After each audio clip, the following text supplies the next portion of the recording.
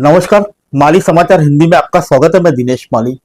आठवें वेतन आयोग की संदर्भ शर्तों में बदलाव के लिए पीएम मोदी से गुहार। अनफंडेड स्कीम ओपीएस पर की ये मांग।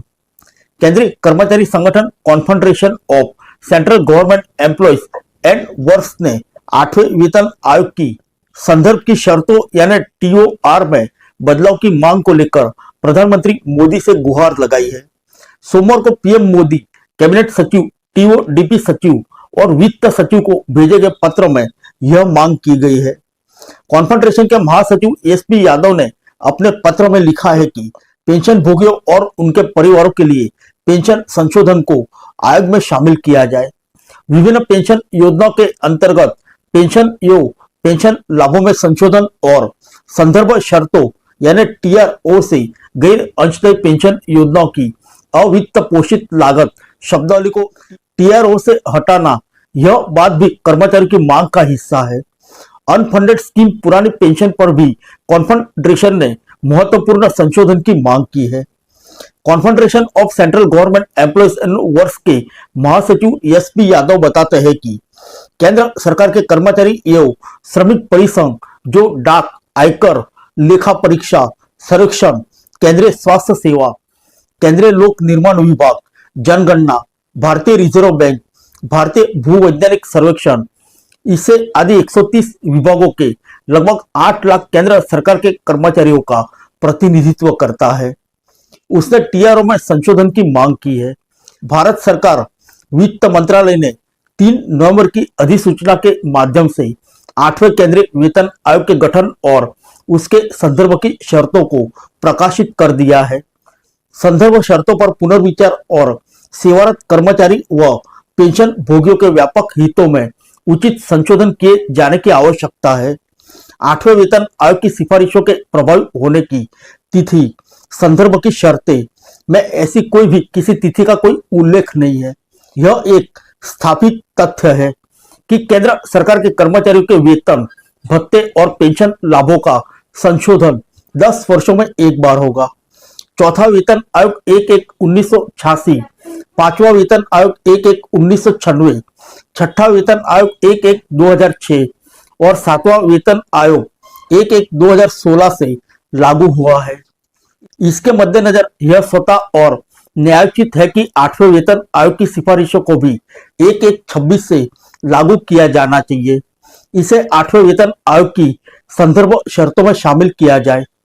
विभिन्न पेंशन योजनाओं के अंतर्गत पेंशन व पेंशन के लाभों में संशोधित और संदर्भ शर्तों से गैर अंशदायी पेंशन योजनाओं की अवित्त पोषित लागत शब्दावली को हटाया जाए। आठवें केंद्रीय वेतन आयोग के संदर्भ की शर्तें में पुरानी पेंशन योजना, एकीकृत पेंशन योजना और राष्ट्रीय पेंशन योजना के तहत कवर किए गए पारिवारिक पेंशनरों सहित मौजूदा 69 लाख पेंशनरों के पेंशन में संशोधन, पेंशन में समानता या पेंशन के क्यूटेशन की बहाली की अवधि सहित उसके अन्य पेंशन लाभ आदि के बारे में कोई स्पष्टता नहीं है।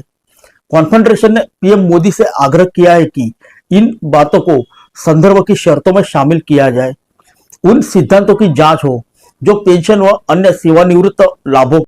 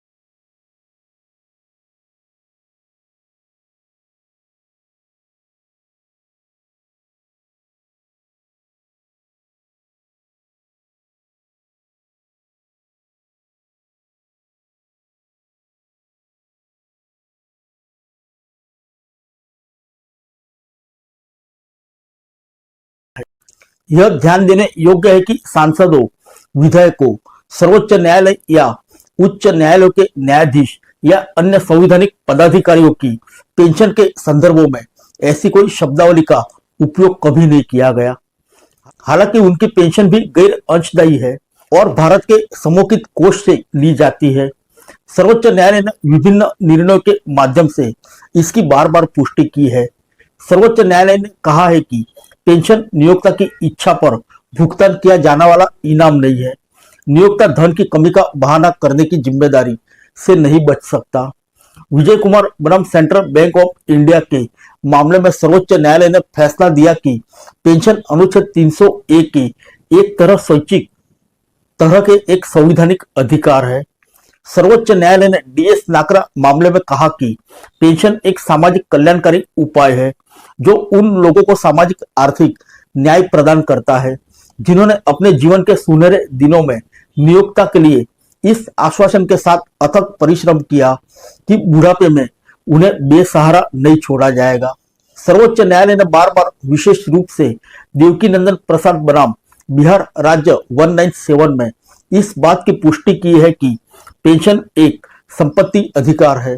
इसे विधि के प्राधिकार के बिना वापस नहीं लिया जा सकता। पेंशन एक सामाजिक कल्याणकारी उपाय है जो कर्मचारियों को सामाजिक आर्थिक न्याय प्रदान करता है और यह आश्वासन देता है कि बुढ़ापे में उन्हें बेसहारा नहीं छोड़ा जाएगा, जिससे यह एक संवैधानिक दायित्व बन जाता है। एक आदर्श नियोक्ता के रूप में भारत सरकार का अपने सेवानिवृत्त कर्मचारियों की गरिमा और कल्याण को बनाए रखना नैतिक और कानूनी दायित्व है। यह समझना जरूरी है कि जब पेंशन वैध हो और सर्वोच्च न्यायालय द्वारा इसकी पुष्टि की गई हो तो पेंशन भोगी शब्द को विषय वस्तु की सूची से हटाना असंगत है। ऐसे में गैर अंशदायी पेंशन योजना की अवित्त पोषी लागत केंद्र सरकार के पेंशन भोगियों पर लागू नहीं होती, क्योंकि केंद्र सरकार एक आदर्श नियोक्ता है। 8वें वेतन आयोग को अन्य सेवानिवृत्ति लाभों, पेंशन संबंधी लाभों जैसे कि 11 वर्षों के बाद पेंशन के कम्युटेड मूल्य की बहाली, संसदीय स्थायी समिति द्वारा अनुशंसित सेवानिवृत्ति की तिथि से 5 वर्षों में एक बार पेंशन, पारिवारिक पेंशन की अतिरिक्त मात्रा प्रदान करना, पेंशन भोगियों के लिए स्वास्थ्य देखभाल आदि की भी समीक्षा और सिफारिश करनी चाहिए। आयोग केंद्र सरकार के कर्मचारी और पेंशन भोगियों के लिए CGEGIS योजना की समीक्षा करेगा और उसमें बदलाव की सिफारिश करेगा। कॉन्फेडरेशन ने प्रधानमंत्री मोदी से अपील की है कि उन कर्मचारियों के लिए पुरानी पेंशन योजना की बहाली हो जिनकी भर्ती 1/1/2004 के बाद हुई है, जिनकी संख्या 26 लाख है और जो एनपीएस या यूपीएस के अंतर्गत आते हैं। केंद्र सरकार के कर्मचारी एनपीएस और यूपीएस को बदलकर सीसीएस पेंशन नियम 1972 यानी अब का 2021 के तहत पुरानी पेंशन योजना को बहाल करने की जोरदार मांग कर रहे हैं। मुश्किल से लगभग 1 लाख कर्मचारी एनपीएस से यूपीएस पेंशन योजना में शिफ्ट हुए हैं। कर्मचारियों ने एकीकृत पेंशन योजना पर असंतोष व्यक्त किया है। वे सभी पुरानी पेंशन योजना को ही पसंद करते हैं।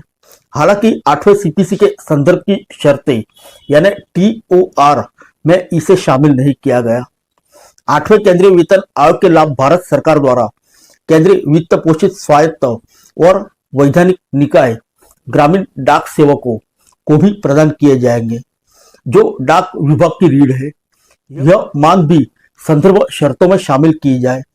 8वें वेतन आयोग के गठन और उसके कार्यान्वयन में हो रही देरी के कारण तत्काल प्रभाव से 20% अंतरिम राहत प्रदान करने का अनुरोध किया जाएगा। इसके चलते आयोग को कार्यान्वयन में देरी और मुद्रास्फीति की प्रवृत्ति से होने वाले नुकसान की कुछ हद तक भरपाई की जा सकती है।